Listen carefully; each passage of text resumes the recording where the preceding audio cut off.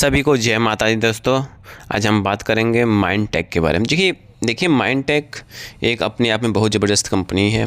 कुछ टाइम पहले आप देखेंगे माइंडटेक में बहुत ज़बरदस्त तेज़ी होती है, लोगों ने पैसा जम के कमाते हैं इसमें।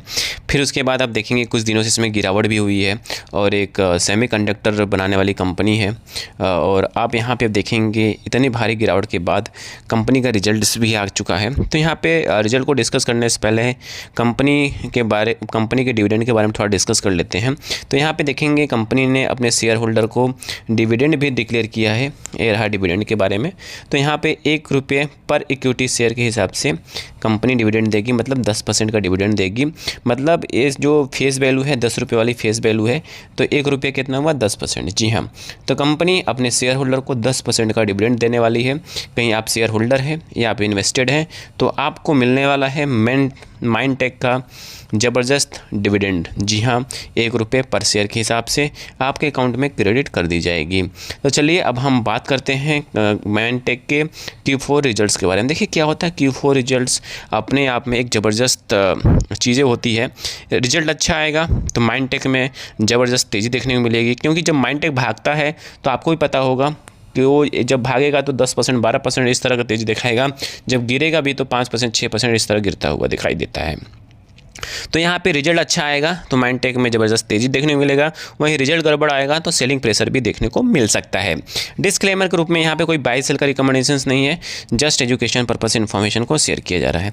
तो यहाँ पे देखेंगे पहली बात रेवेन्यू ऑपरेशंस की बात किया जाए तो रेवेन्यू ऑपरेशंस देखेंगे इस क्वार्टर में 3692 नंबर आता हुआ दिखाई दिया है। वहीं पिछले साल के सेम क्वार्टर में देखेंगे 3861 आता हुआ दिखाई दिया है। यहाँ पे नंबर कम आता हुआ दिखाई दिया है रेवेन्यू ऑपरेशंस में। और जब हम अदर इनकम को भी जोड़ते हैं तो यहाँ पे टोटल इनकम निकल के आता है 3964 के आसपास। वहीं पिछले साल के सेम क्वार्टर में देखेंगे 4054 है। मतलब अदर इनकम जोड़ने के बावजूद भी इस बार का जो क्वार्टर रिजल्ट है, इस बार का जो नंबर है वो कम आता हुआ दिखाई दिया है। मतलब पिछले साल के सेम क्वार्टर से कंपेरिजन करेंगे, उसके कंपेरिजन में इस बार का नंबर कम आता हुआ दिखाई दिया है। वहीं ईयर टू ईयर की बात करें 2026 की बात करें तो 2026 में 15,840 आता हुआ दिखाई दिया है। वहीं पिछले साल 2025 की बात करते हैं ईयर टू ईयर में तो 16,053 है। मतलब ईयर टू ईयर में भी नंबर कम आता हुआ दिखाई दिया है। तो नो डाउट आने वाले टाइम में यहाँ पे सेलिंग प्रेशर भी देखने को मिल सकता है। वहीं हम बात करते हैं एक्सपेंसेस की बात करें और टैक्सेस की बात करें तो यहाँ पे हम टैक्सेस एक्सपेंसेस की बात नहीं करेंगे, यहाँ पे हम बात करेंगे प्रॉफिट। जी हाँ, कंपनी के पास प्रॉफिट कितना हुआ इस क्वार्टर में उसके बारे में डिस्कस कर लेते हैं। तो यहाँ पे आप देखेंगे कंपनी का जो ये डेटा है लाख में है, ठीक है। मैंने इसके कन्वर्ट करता हूँ, करोड़ में कन्वर्ट करेंगे तो ये 519 है। 519 को करोड़ में कन्वर्ट करेंगे तो 5 करोड़ के आसपास आता है।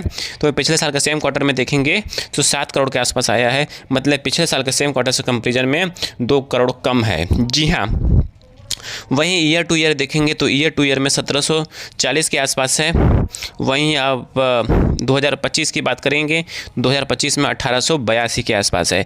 मतलब यहाँ पे ईयर टू ईयर में भी नंबर गिरता हुआ दिखाई दिया है। तो ऑल ओवर देखा जाए तो माइंडटेक में नंबर अच्छा नहीं है, मे बी यहाँ पे सेलिंग प्रेशर देखने को मिल सकता है, ठीक है। किसी भी यहाँ पे जो भी स्टॉक्स के बारे में डिस्कस किया जा रहा है, किसी भी स्टॉक में बाय सेल का रिकमेंडेशन नहीं होता है। फिर उसके बाद हम बात करते हैं ईपीएस की बात करेंगे। तो देखिए ईपीएस में क्या है कि जितना अच्छा अर्निंग होगा उतना अच्छा ईपीएस होगा। तो ईपीएस में भारी गिरावट देखने को मिल रहा है 1.62% इस क्वार्टर में, और पिछले साल के सेम क्वार्टर में देखेंगे 2.28 के आसपास। और ईयर टू ईयर देखेंगे तो 5.44 है इस क्वार्टर में, और पिछले साल कितना था 5.91। तो मतलब ईपीएस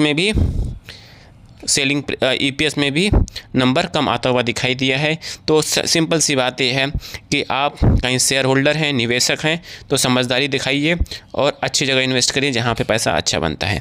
आई थिंक सारी इन्फॉर्मेशन समझ में आ चुकी होगी। प्लीज़ लाइक एंड सब्सक्राइब करिएगा, दोस्तों के साथ जरूर शेयर करिएगा। धन्यवाद।